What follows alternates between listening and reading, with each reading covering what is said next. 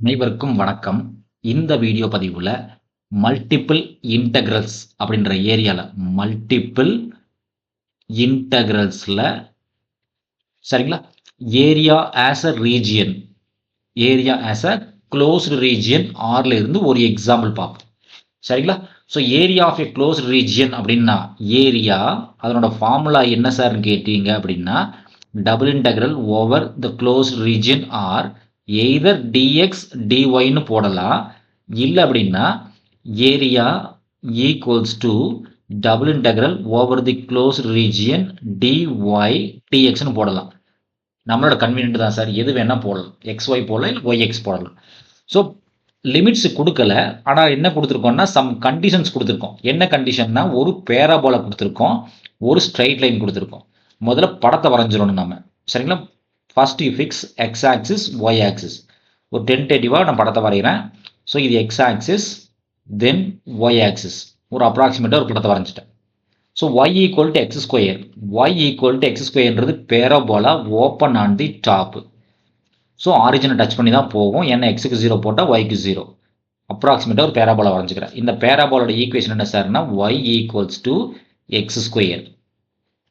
So அடுத்து என்ன கொடுத்துருக்கோம்னா y equal to x plus 2ன்னு கொடுத்துருக்கோம். So y equals to x plus 2ன்னு கொடுத்துருக்கோம். So all first order equation must be a straight line.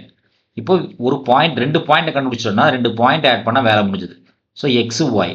So எக்ஸுக்கு 0 போடுங்க, ஒய்க்கு என்ன கிடைக்குதுன்னு பாருங்கள். ஒய்க்கு 0 போடுங்க, எக்ஸுக்கு என்ன கிடைக்குதுன்னு பாருங்கள். சப்போஸ் எக்ஸுக்கு 0 போட்டால் என்ன சார் ஆகும்? எக்ஸுக்கு 0 போட்டால் இந்த டைப் 0 ஆயிடும். அப்போ ஒய்க்கு 2 கிடைக்கும். சப்போஸ் ஒய்க்கு 0 போட்டால் என்ன சார் ஆகும்? எக்ஸ் பிளஸ் 2 ஈக்குவல் டு 0ன்னு கிடைக்கும். இல்லை எக்ஸ் ஈக்குவல் டு -2 ஆயிரும். X equal to -2.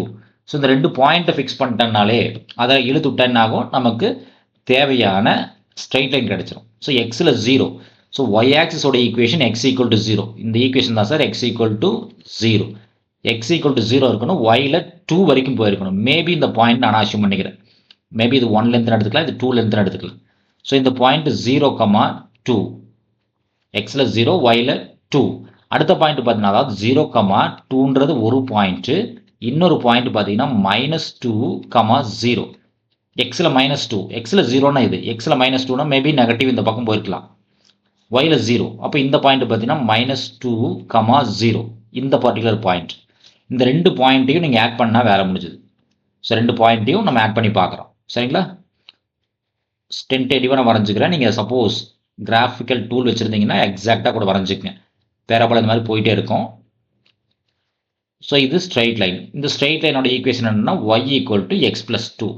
ஸ்ட்ரைட் லைனோட equation y equals to x plus 2ன்ற ஸ்ட்ரைட் லைன்.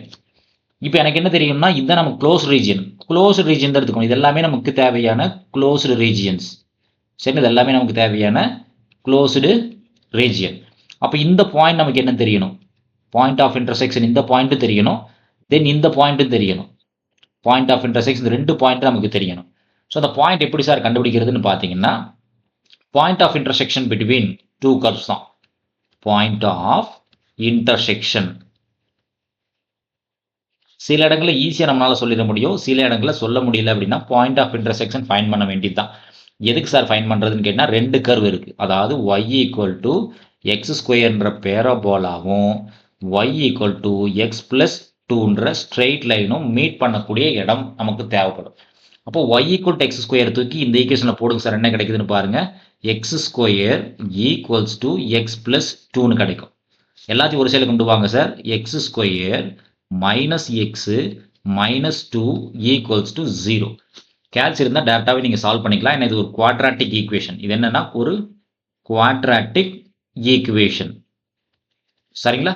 ஸோ இது சால்வ் பண்ணுறது ஜென்ரல் மெத்தட் தான். ஸோ மல்டிப்ளை பண்ணால் -2 வரணும், ஆட் பண்ணால் -1 வரணும். மல்டிப்ளை பண்ணால் -2 வரணும், ஆட் பண்ணால் -1 வரும். ஒரே ஆப்ஷன் 1 × 2 மட்டும்தான் சாத்தியம். 1 × 2. அப்போ மல்டிப்ளை பண்ணால் -2 வரணும். அப்போ செகண்ட் டேர்முக்கு மைனஸ் போட்டுக்கலாம். ஸோ 1 × -2 ஆட் பண்ணால் -1 வரும். அப்போ இதனோட ஃபேக்டாஸ் என்ன சார்ன்னு கேட்டிங்கன்னா X plus 1 into X minus 2 இது ஃபேக்டாஸ். சரிங்களா? இதுவே ரூட்ஸ் அப்படின்னா X equal to -1 and X equal to +2 இது ரூட்ஸு. அப்போ நமக்கு ஒரு ஈக்குவேஷன் தெரியும். இந்த 2 தூக்கி ஏதோ ஒரு ஈக்குவேஷன் அப்ளை பண்ணுங்க. ஸோ ஏதோ ஒரு ஈக்குவேஷன் இந்த 2 வேல்யூ தூக்கி எனக்கு y வேணும். அப்போ இந்த ஈக்குவேஷன் அப்ளை பண்றேன். அப்போ எக்ஸுக்கு -1 போட்டிங்கன்னா yக்கான வேல்யூ -1 ஹோல் ஸ்கொயர் ஆயிரும். ஸோ எக்ஸுக்கு -1 போட்டால் yக்கான வேல்யூ -1 ஹோல் ஸ்கொயர். அப்போ yயோட வேல்யூ என்னன்னா +1. அப்போ ஒரு பாயிண்ட் ஆஃப் இன்டர்செக்ஷன் -1, +1. அப்போ இன்னொரு பாயிண்ட் ஆஃப் இன்டர்செக்ஷன் வேணும் இல்லைங்களா? அப்போ x ஈக்குவல் டு +2ன்னு போடுங்க. அப்போ y equals to x square இருக்கு. அப்போ 2 ஸ்கொயர். அப்போ yயோட வேல்யூ 4. அப்போ இன்னொரு பாயிண்ட் ஆஃப் இன்டர்செக்ஷன் என்ன சார்னா 2, 4. ஸோ -1, +1 2, 4ன்ற இடத்துல தான் இந்த பேராபோலாவும் ஸ்ட்ரெயிட் லைனும் மீட் பண்ணுது. சரிங்களா? அப்போ இந்த பாயிண்ட் என்ன? இதுதான் -1, 2ன்ற இந்த பாயிண்ட்லையும் -1, 1ன்ற இந்த பாயிண்ட்லையும் மீட் பண்ணுது. அதே சமயத்தில் 2, 4ன்ற இந்த பாயிண்ட்லையும் மீட் பண்ணுது. 2 இடத்துல மீட் பண்ணுது. இப்போ நமக்கு என்ன, நம்மளோட கன்வீனியன்ட்டுக்காக இந்த படத்தை சும்மா ஒரு டைம் தனியாக எடுத்து எழுதிக்கிறோம். நம்மளோட கன்வீனியன்ட்டுக்காக. சப்போஸ் இந்த படத்தை மட்டும் தனியாக நான் உங்களுக்கு தனியாக ஒர்க் பண்ணி காமிக்கிறேன். சப்போஸ் இந்த பேரபிள் இந்த மாதிரி போயிட்டு இருக்கு இல்லைங்களா? ஸோ இதை மட்டும் தனியாக எடுத்தோன்னா நமக்கு லிமிட்ஸ் ஃபைண்ட் பண்ணுறதுக்கு ஈஸியாக இருக்கும். எக்ஸாமில் மறுபடியும் போட வேண்டிய அவசியம் இருக்காது. நம்ம தெரிஞ்சுக்கிறதுக்காக போட்டுக்கிறோம். y ஈக்குவல் டு x + 2, இது y equal to x square. So இந்த பாயிண்ட் என்னன்னா -1, +1. இந்த பாயிண்ட் என்னன்னா 2, 4. 2, 4. சரிங்களா? இப்போ நம்ம என்ன பண்ணோம்? லிமிட்ஸ் ஃபைண்ட் பண்ணணும். ஸோ எய்தர் dx dy எடுத்துக்கலாம், இல்லை dy dx எடுத்துக்கலாம். நம்மளோட கன்வீனியன்ட் தான். சரிங்களா? ஸோ இந்த இடத்துல area equals to double integral, நான் dy dx எடுத்துக்கிறேன். dy dx பர்டிகுலராக எதையும் மென்ஷன் பண்ணாதப்போ எப்படி வேணா எடுத்துக்கலாம். சரிங்களா? இப்போ dy முன்னாடி கொண்டு வந்துட்டேன். அப்போ y comes in inner integral. இப்போ yன்றது இன்னர் இன்டெக்ரலில் வருது, xன்றது அவுட்டர் இன்டெக்ரல் போயிடுச்சு. xன்றது அவுட்டர் இன்டெக்ரல் போயிடுச்சு. இப்போ நமக்கு ரூல் தெரியும் இல்லையா சார்? நம்ம ரூல் ஒரே ரூல் தான். சேஞ்ச் ஆஃப் ஆர்டர் ஆஃப் இன்டகிரேஷனாக இருந்தாலும் சரி, ஏரியாஸ் டபுள் இன்டகிரேஷனாக இருந்தாலும் சரி, ரூலில் எந்த மாற்றமும் இல்லை. ஸோ ரூல் நம்பர் 1 என்ன சொல்லுது சார்? இன்னர் இன்டெக்ரலில் என்ன சார் பார்க்கணும்? ஞாபகம் இருக்குல்ல சார்? ஒரு கருவில் இருந்து இன்னொரு கருவு தான் பார்க்கணும். இன்னர் இன்டெக்ரல்னா கரு டு கருவு. தென் அவுட்டர் இன்டெக்ரல் அப்படின்னா point to another point. Point to another point. இதெல்லாம் எக்ஸாமினேஷன் பாயிண்ட் ஆஃப் வியூக்கு வேண்டியதில்லை. பட் உங்களுக்கு தெரிஞ்சுக்கிறதுக்காக நான் எழுதியிருக்கிறேன். So rule number 2. Rule number 2 என்ன சார் சொல்லுது? சப்போஸ் எக்ஸாக இருந்துச்சுன்னா என்றைக்குமே ஹரிசாண்டல் தான். அதாவது லெஃப்ட் டு ரைட் தான். எக்ஸ்ன்னா லெஃப்ட் டு ரைட்டு. அதுவே ஒய்யா இருந்துச்சுன்னா ஆல்வேஸ் வெர்டிக்கல் தான். Bottom to top. Bottom to top. அது இன்னர் இன்டெக்ரலாக இருந்தாலும் சரி, அவுட்டர் இன்டெக்ரலாக இருந்தாலும் சரி. சரிங்களா? இப்போ நம்ம என்ன எடுத்துக்கணும்? y இன்னர் இன்டெக்ரலாக எடுத்துக்கணும்.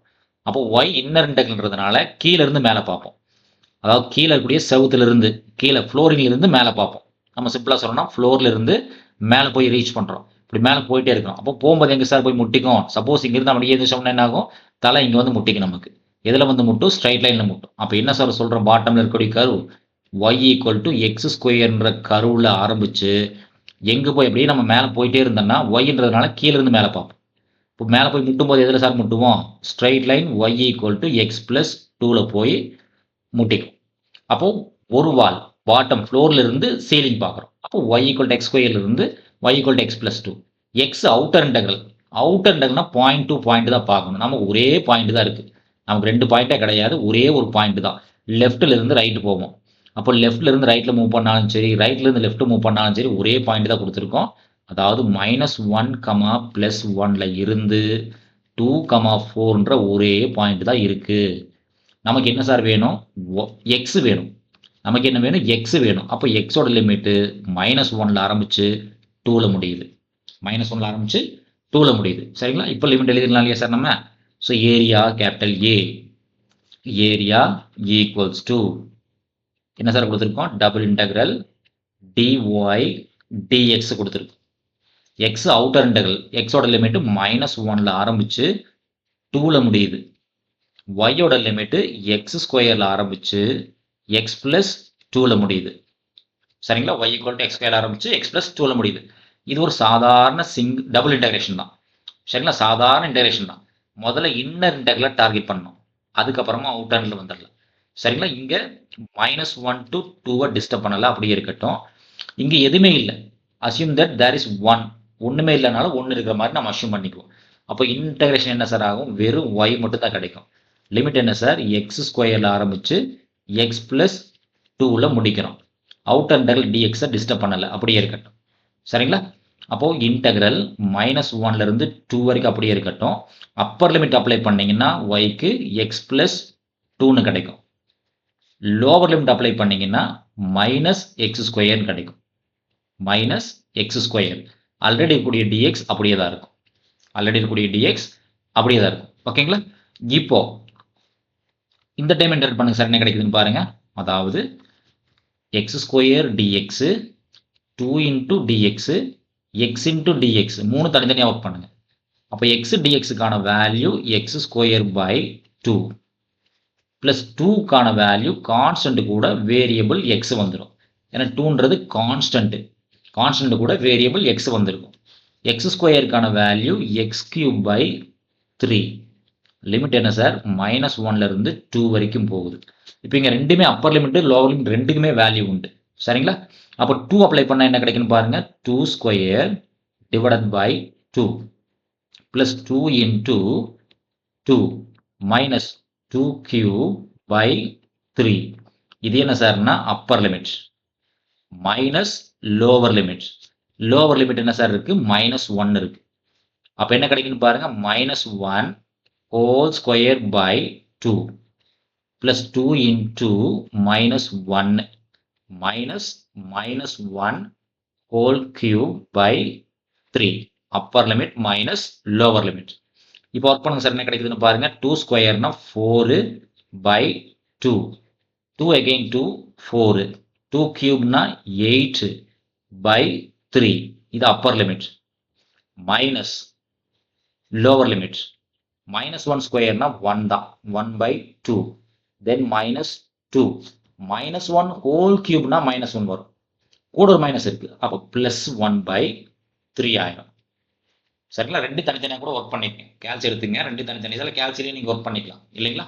ஸோ 4/2 + 4 -8/3 போட்டிங்கன்னா சப்போஸ் இதனோட எல்சிஎம் எடுத்தீங்கன்னா கேல்சியில் 10/3ன்னு கிடைக்குது. ஸோ கேல்சியில் டெசிமலில் வந்திருக்கும் சார். அதுக்கப்புறம் ஷிஃப்ட் AB/C கொடுத்தீங்கன்னா 10/3 வந்திருக்கும். மைனஸ் செகண்ட் ப்ராக்கெட் 1/2 -2 + 1/3 போட்டிங்கன்னா வேல்யூ -7/6ன்னு வருது.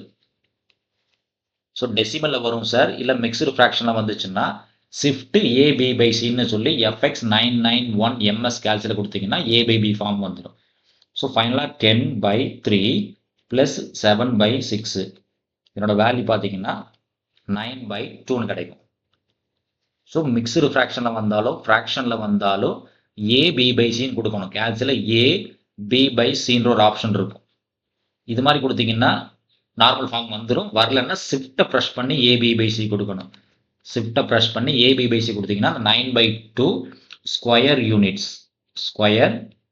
யூனிட்ஸ். சரிங்களா? இதான் நமக்கு தேவையான ரெக்வயர்ட் ரிசல்ட். சரிங்களா? நன்றி. மீண்டும் இன்னொரு வீடியோ பதிவில் பார்ப்போம். இந்த வீடியோ நம்ம கிளாஸ் இருக்கக்கூடிய இந்த மெத்தட் உங்களுக்கு பிடிச்சிருந்துச்சுன்னா நம்ம சேனலை லைக் பண்ணுங்கள், சப்ஸ்கிரைப் பண்ணுங்கள், கமெண்ட்ஸ் பண்ணுங்கள், ஃப்ரெண்ட்ஸுக்கு ஷேர் பண்ணுங்கள். மீண்டும் இன்னொரு வீடியோ பதிவில் பார்ப்போம். தேங்க்யூ.